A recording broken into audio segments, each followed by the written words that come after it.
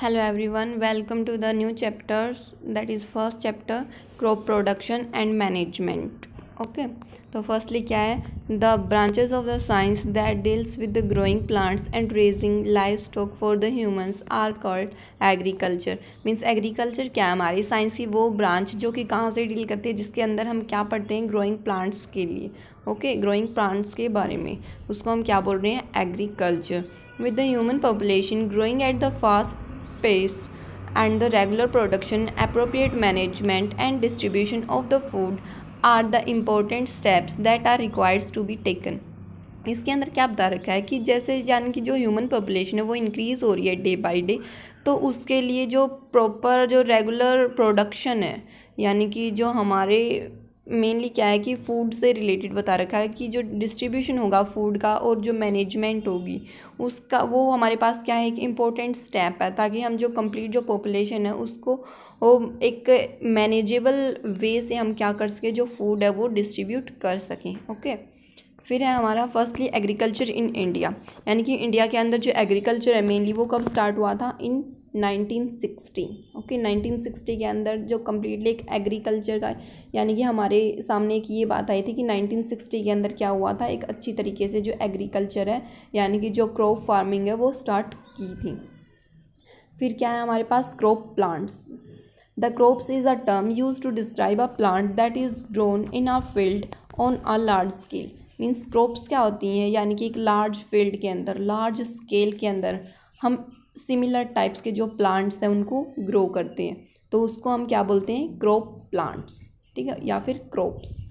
एक large area के अंदर लार्ज स्केल में क्या करेंगे, हम सिमिलर टाइप के जो प्लांट्स हैं उनको ग्रो करेंगे, तो उनको हम क्या बोल रहे हैं, crops.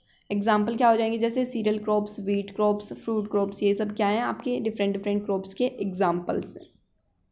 The crops that are grown under the supervision of the farmers in a large field are called cultivated crops. यानी कि जब हम लार्ज एरिया के अंदर सिमिलर टाइप्स के जो प्लांट्स हैं उनको ग्रो करते हैं under the supervision of farmers, यानी कि जब फार्मर्स उसका क्या करते हैं, सुपरविजन करते हैं यानी कि देखते हैं, तो उनको हम क्या बोलते हैं, कल्टिवेटेड क्रॉप्स. ओके, फिर क्या है, products obtain from the crop plants. यानी कि जो जो प्रोडक्ट्स हमें इन क्रॉप प्लांट्स से मिलते हैं उनको हम क्या बोलते हैं, प्रोड्यूस. क्या बोलते हैं, produce. The product obtain from the crops are called produce. यानी कि जो क्रॉप प्लांट से हमें क्या क्या प्रोडक्ट मिले हैं उनको हम क्या बोल रहे हैं, प्रोड्यूस. जैसे एग्जांपल इसमें देख लो, सीरियल्स और ग्रेन क्रॉप्स में क्या क्या मिलते हैं हमें, राइस हो गए, व्हीट, मेज, बार्ले, ओट्स, ये सब क्या इनके एग्जांपल्स हैं. ठीक है, तो अलग अलग जो ये दे रखी हैं क्रॉप्स और उनके फिर क्या दे रखे हैं आपको, प्रोड्यूसेस दे रखे हैं. ठीक है, अब नेक्स्ट है हमारा crop plants and seasons. Based on the seasons in which they are grown, the crop grow in the India can be classified as kharif and रबी. यानी कि सीज़न के बेस पर अगर हम देखें तो जो मेनली इंडिया के अंदर है जो क्रॉप्स हैं वो 2 कैटेगरीज में डिवाइड की हुई हैं, खरीफ क्रॉप्स और रबी क्रॉप्स. तो खरीफ क्रॉप्स क्या हो जाएंगी, kharif crops are shown in the rainy season. Mainly क्या होता है कि ये समर सीज़न के अंदर होती है ना, तब ग्रो की जाती हैं, शोन की जाती है, यानी कि तब ग्रोन की जाती हैं. कौन से मंथ में, अबाउट जून टू जुलाई. और हार्वेस्ट कब की जाती हैं, ये सितंबर टू अक्टूबर. ठीक है, यानी कि ये क्या दे रखे हैं, इनके सीजन्स दे रखे हैं. यानी कि जो भी क्रॉप्स हम समर में उगाएंगे, समर के अंदर ग्रो करेंगे, उनको हम क्या बोल रहे हैं, खरीफ क्रॉप्स. और उनको हम क्या बोल सकते हैं, समर सीजन क्रॉप्स. ठीक है, फिर इनके एग्जांपल्स क्या हो जाएंगे, राइस, मेज, कॉटन, जूट, ये सब क्या है, खरीफ क्रॉप्स के एग्जांपल्स दे रखी हैं आपको. ओके, अब नेक्स्ट है फिर rabi crops. Rabi crops are shown in the winter season in October or November and are harvested by March or April. यानी कि जो रबी की फसल है, रबी की जो क्रॉप्स है वो हम कब ग्रो करते हैं, अक्टूबर और नवंबर में, यानी कि विंटर सीजन के अंदर. और उनकी हार्वेस्टिंग कब की जाती है, अबाउट मार्च टू अप्रैल. और इसलिए हम इनको क्या बोल सकते हैं, विंटर सीजन क्रॉप्स. एग्जांपल्स क्या हो जाएंगे इनके, मस्टर्ड, व्हीट, पोटैटो, ये सब क्या हैं, रबी क्रॉप्स के एग्जांपल्स. ठीक है, तो हमने क्या पढ़ा है, रबी क्रॉप्स और खरीफ क्रॉप्स. अब क्या है आगे, एग्रीकल्चर प्रैक्टिसेस. यानी कि एग्रीकल्चर करने के लिए यानी कि एक क्रॉप है जो उसका प्रोडक्शन करने के लिए कौन कौन से जो स्टेप्स हैं हम उनको इन्वॉल्व कर रहे हैं, उसको हम क्या बोलेंगे, एग्रीकल्चर प्रैक्टिसेस. यानी कि क्रॉप्स को ग्रो करते टाइम हम कौन कौन से जो नेसेसरी स्टेप्स हैं उनको इन्वॉल्व कर रहे हैं, उनको हम क्या बोलेंगे, एग्रीकल्चर प्रैक्टिसेस।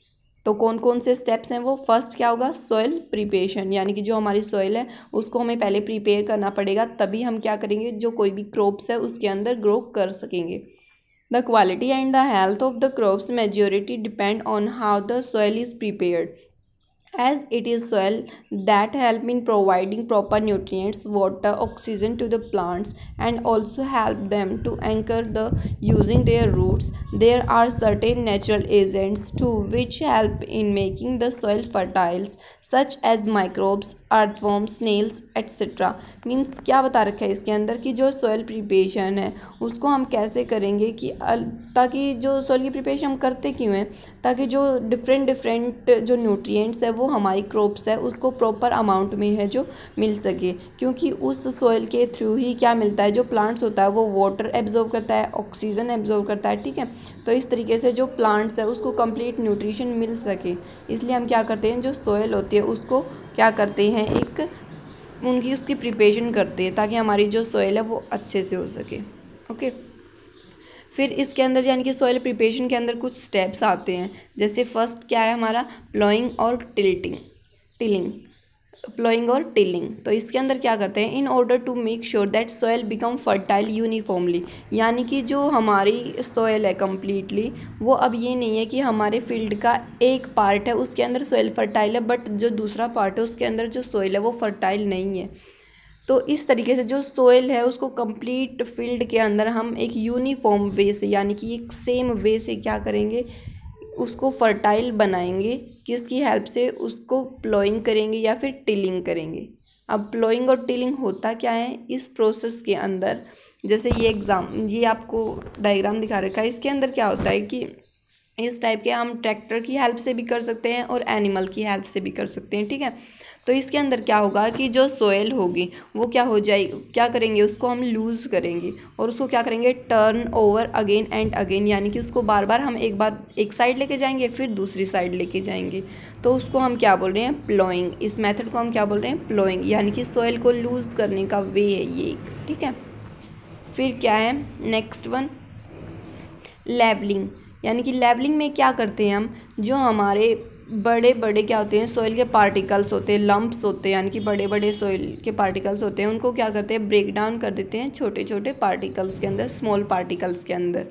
और फिर क्या करते हैं, इन दिस प्रोसेस, देखो in this process the large lumps of the soil left after the ploughings are further broken down to the small pieces. This help the soil to get mixed easily and make it more fertile and aerated. यानी कि हम क्या करेंगे कि जो soil है, जैसे हमने प्लॉइंग कर दी, प्लॉइंग करने के बाद कुछ जो बिग पार्टिकल्स हैं सॉइल के वो हमारे पास रह गए हैं, उसको क्या करेंगे हम स्मॉल पार्टिकल्स के अंदर ब्रोकन कर देंगे, तोड़ देंगे। तो ब्रोकन करने के बाद फिर हम क्या करेंगे, एक इंस्ट्रूमेंट होता है लेवलर, उस लेवलर की हेल्प से हम क्या करेंगे, सॉइल का एक लेवल ले लेंगे, यानी कि सेम लेवल होगा, तभी जो हम फील्ड हैं उसके अंदर हम अपनी क्रॉप्स है वो अच्छे से हैं ग्रो कर पाएंगे। ओके, फिर हैं कुछ हमारे एग्रीकल्चर इम्प्लीमेंट्स। ये एग्रीकल्चर इम्प्लीमेंट्स हम नेक्स्ट लेक्चर में पढ़ेंगे, ठीक है। तो आज हमने क्या पढ़ा है इसमें, प्लॉइंग और लेवलिंग, ठीक है। एग्रीकल्चर इम्प्लीमेंट्स ये हम नेक्स्ट पीरियड में पढ़ेंगे। Okay, thank you.